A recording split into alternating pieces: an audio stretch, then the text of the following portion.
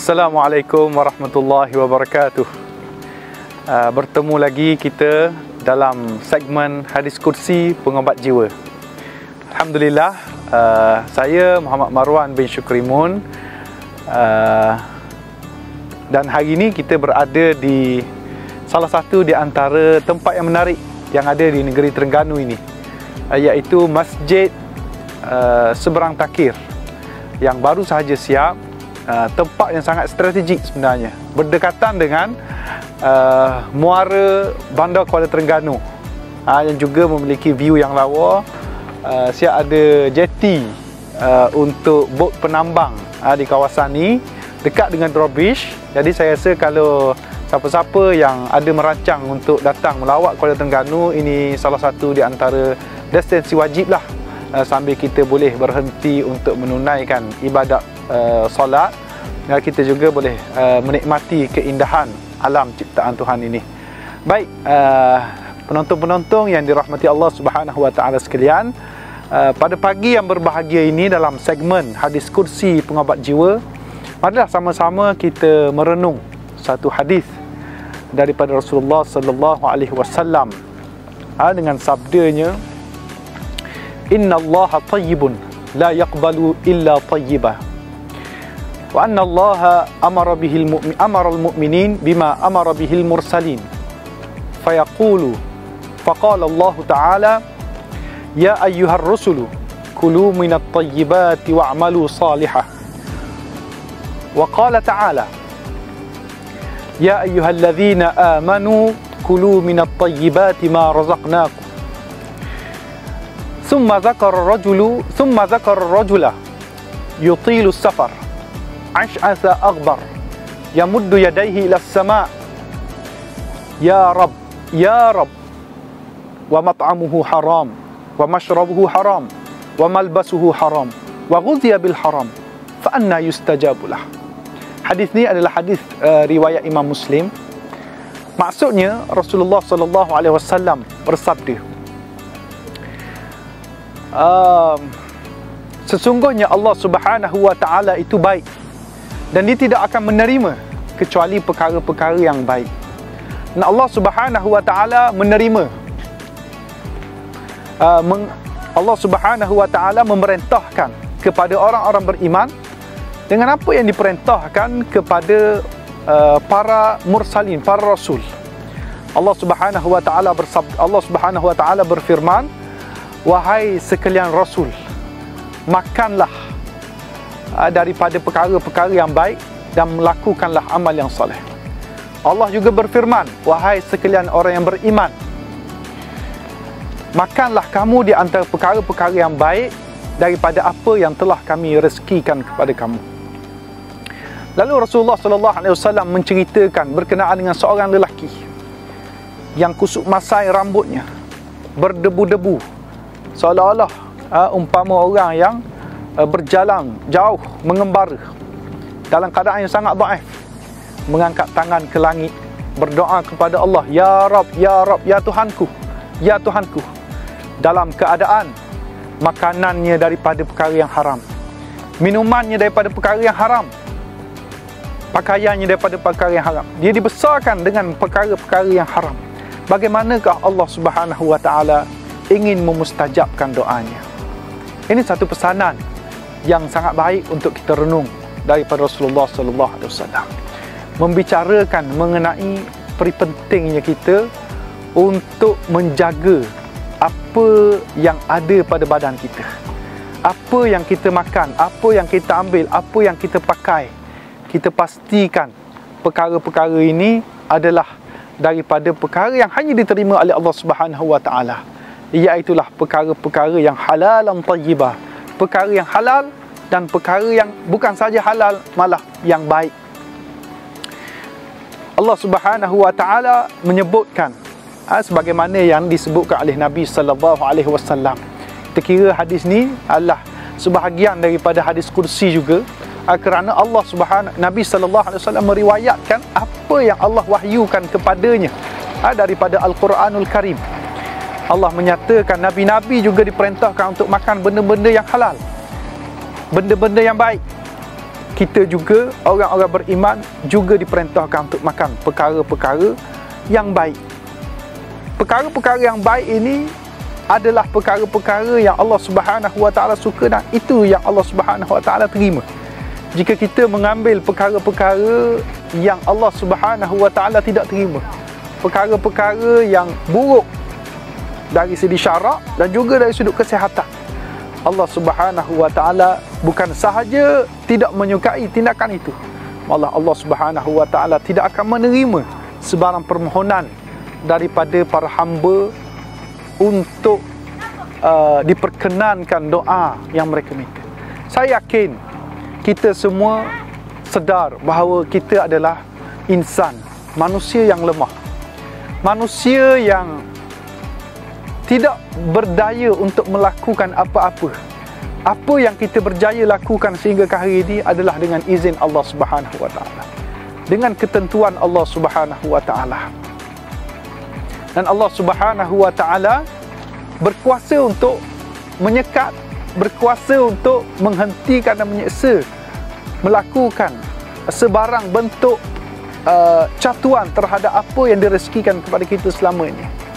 Di saat Allah Subhanahu Wa Taala uji kita, dan saya yakin semua orang pernah diuji.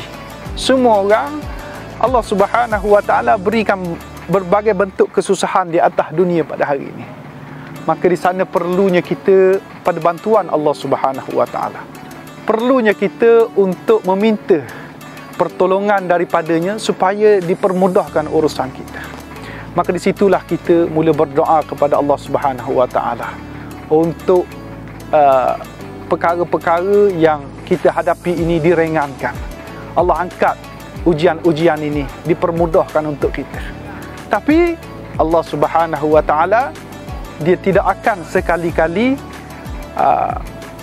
mempermudahkannya begitu sahaja. Ada syarat-syarat doa kita ni ingin dimakbulkan. Antaranya dengan kita makan benda-benda yang halal, benda-benda yang baik. Pakaian mestilah pada benda-benda yang baik. Penonton yang dirahmati Allah Subhanahu Wa Taala sekalian, oleh kerana kita juga pada hari ini bermatlamat untuk menyampaikan satu mesej yang sangat penting kepada anak muda, terutamanya mereka yang sedang diuji dengan fenomena yang cukup berat melanda anak-anak orang Islam kebanyakan hari ini, iaitulah dengan bahaya musuh dadah. Maka ayat ini patut kita renung. Dadah bukan sahaja satu perkara yang diharamkan oleh syarak, tetapi ia juga merupakan bahana kepada masyarakat, bahaya kepada negara. Dia boleh merosakkan bukan sahaja kesihatan, boleh merosakkan keluarga, merosakkan hubungan kejiranan, merosakkan negara yang terpaksa menanggung kos memulihkan dadah dengan bilion ringgit hanya semata-mata untuk merawat perkara ini.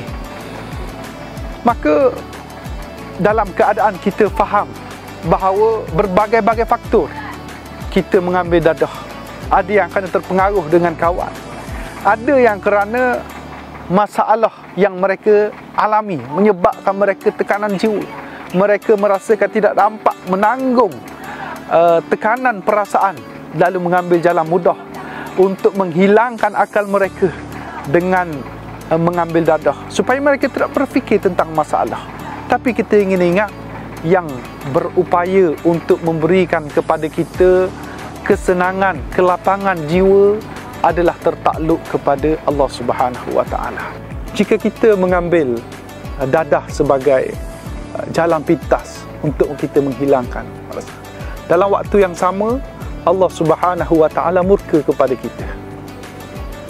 Adakah kita merasakan bahawa masalah itu boleh selesai? Adakah kita merasakan tanpa pertolongan daripada Allah, ditambah dengan kemurkaan daripadanya? Adakah kita merasakan segala apa yang kita lalui itu akan selesai? Ia tidak akan menyelesaikan masalah. Ia hanya akan menambah masalah lagi. Yang tidak bermasalah itu hanyalah dalam fikiran kita yang telah dihilangkan oleh dadah itu. Akan tetapi sebenarnya masalah itu tidak langsung hilang, ia tetap berada di situ. Maka pentingnya kita untuk menyedari bahawa dadah ini bukanlah penyelesaian. Saya yakin dengan bantuan daripada keluarga, bantuan kekuatan jiwa sendiri, terutama sekali dalam kita menghayati hadis Nabi sallallahu alaihi wasallam yang menyatakan bagaimana Allah Subhanahu wa taala mahu makbulkan doa orang yang mengambil perkara-perkara yang Allah haramkan. Ibarat kita ingin memohon sesuatu daripada seorang raja, dalam waktu yang sama kita melakukan perkara-perkara yang mengundang murka seorang raja itu. Apakah raja itu bersimpati dan sanggup untuk memberikan pertolongan kepada kita? Begitu juga dengan Allah Subhanahu wa taala. Jika kita melakukan kemurkaan kepadanya, apakah dia akan mampu, dia akan menolong kita? Tuan-tuan, puan-puan, anak-anak muda yang saya kasihi sekalian, saya juga bukanlah dalam golongan yang sudah tua. Saya juga dari kalangan anak muda yang juga diuji dengan masalah yang melanda kebanyakan kita orang muda. Kita ada masalah dengan keluarga, ada masalah dengan pasangan, ada masalah dengan kehidupan kita yang semakin bermasalah, yang semakin teruk untuk kita hadapi sabang hari pada hari ini. Tapi yakinlah, itulah lumrah alam, itulah lumrah kita hidup di atas muka bumi ini. Tidak ada mana-mana tapak, tidak ada mana-mana saat manusia ini tidak diuji oleh Allah Subhanahu wa taala. Jika kita inginkan kesenangan abadi, maka jawabnya hanyalah kita meninggalkan dunia ini. Kita mati barulah hilang ujian, kerana dunia ini adalah pentas ujian. Maka selagi mana kita hidup, kita kena berani menghadapi masalah. Kita mesti berani untuk kita berhadapan dengan apa jua masalah dan bukan mengambil jalan yang dimurkai oleh Allah Subhanahu wa taala. Mudah-mudahan dengan sedikit pesanan daripada Nabi sallallahu alaihi wasallam ini memperkuatkan jiwa kita, memperkuatkan azam kita untuk menjauhi najis dadah ini. Pada mereka yang mungkin berkira-kira, yang mungkin baru berniat untuk menceburi bidang yang haram ini, mungkin melihat keseronokan sahabat-sahabat yang tidak putus-putus menghasut dan mendorong kita melakukan, katakan tidak kepada mereka. Kuatkan jiwa kita. Kita cari jalan, banyak lagi cara untuk kita tenangkan diri, tenangkan jiwa, bebaskan diri daripada masalah dadah. Bagi mereka yang sudah terjebak, saya tahu amat sukar sekali untuk kita meninggalkannya setelah kita ketagih dengan perkara tersebut. Tapi kita mesti meletakkan azam pada Allah Subhanahu wa taala dan memohon pertolongan, doa daripadanya untuk diperkuatkan diri supaya kita ini tidak lagi terpengaruh dan tidak lagi ketagihan. Kita mesti mulakan untuk meninggalkannya. Kita mesti cuba dahulu untuk tidak mengambilnya. Daripada sehari kita tinggalkan kepada 2 hari, 3 hari, insya-Allah dengan semangat yang kita tunjukkan itu, kita tinggalkan perkara-perkara yang haram. Mana tahu satu-satu ketika yang kita tidak putus-putus doa itu, Allah Subhanahu wa taala perkenankan doa atas semangat kita meninggalkan perkara-perkara yang haram. Inilah semangat yang boleh untuk kita ambil daripada hadis yang Nabi sallallahu alaihi wasallam nyatakan ini. Jadi mudah-mudahan kita semua diselamatkan oleh Allah. Saya doakan juga pada pagi yang berbahagia ini disaksikan oleh alam ciptaan Tuhan yang indah ini. Moga-moga diaminkan oleh seluruh alam yang menyaksikan bahawa kita ini adalah hamba yang memerlukan kepada bantuannya. Jadi setakat itu sajalah yang saya boleh sampaikan pada hari ini. Saya ucap terima kasih kepada Agensi Anti Dadah Kebangsaan AADK dengan kerjasama Institut Modal Insan Terengganu Sejahtera IMITS yang menganjurkan program segmen hadis kursi pengobat jiwa ini khusus untuk tuan-tuan dan puan-puan sebagai dorongan untuk kita ini meninggalkan najis dadah yang sangat berbahaya ini, dan ini menandakan bahawa kerajaan negeri, kerajaan pusat, kita semua masyarakat ini memberi komitmen yang tinggi untuk membantu kalian semua keluar daripada belenggu masalah yang melanda semua kita ini. Cukup itu dahulu. Segala apa yang baik datang daripada Allah Subhanahu Wa Taala. Apa yang lemah, apa yang kurang daripada kelemahan diri saya sendiri, saya minta maaf juga banyak-banyak kalau ada sebarang tersilap kata, tersilap bicara sepanjang saya menyampaikan nasihat yang pendek ini.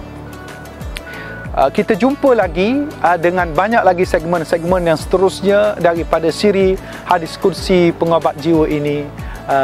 Saya tinggalkan dulu kalian untuk renungkan dan beramal dengan hadis yang Nabi sallallahu alaihi wasallam nyatakan ini. Assalamualaikum warahmatullahi wabarakatuh. Bertemu kembali, jom menonton hadis kursi pengobat jiwa. Wati-mang landok sama landok turun ke bantalan dek nandung membeli berat kalau ngendak sesama ngendak. Wati-mang landok gajah berantalan dek nandung lagi kan terlepas.